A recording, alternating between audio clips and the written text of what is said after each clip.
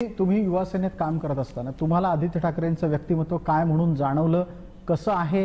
वडिलांसारखंच आहे का वडिलांपेक्षा जास्त डेंजरस आहे? मी तुमच्या दुसऱ्या स्टेटमेंटची मी सहमती दर्शवेन. कदाचित वडिलांपेक्षा जास्त डेंजरस आहे आदित्य ठाकरे. होय, त्याचं कारण असं पूर्णपणे जबाबदारीने हे सांगताय की आदित्य ठाकरे ठाकरेंपेक्षा जास्त डेंजरस. अतिशय जबाबदारीने सांगतो, कारण त्याचा अनुभव जो मला आला माझ्या मतदारसंघामध्ये जेव्हा अनिल परब जेव्हा ढवळाढवळ करत होते, मला सोडून मी ज्याला पराभूत करत त्याला जेव्हा निधी देत होते, की पहिला माझे मित्र म्हणून मी आदित्यजींकडे गेलो. परंतु आदित्यजींनी मला मदत करायच्या ऐवजी मला असं सांगितलं की माझ्या दोघांच्या मध्ये माझं सँडविच होतंय, कारण मी याच्यामध्ये पडणार नाही. एखादा तुमचा युवा सेनेचा सहकारी अडचणीमध्ये आहे, तुमच्याच पक्षामधला एक नेता त्याला अडचण निर्माण करतोय, तुमची भूमिका काय असायला हवी होती? तुम्ही वाचवायला होतं.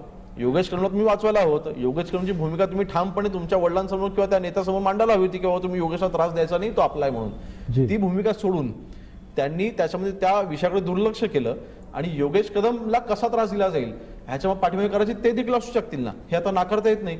आणि म्हणून तोंडावरती वेगळं बोलायचं आणि पाठीमागनं वेगळं राजकारण करायचं, हा त्यांचा स्वभाव असू शकतो.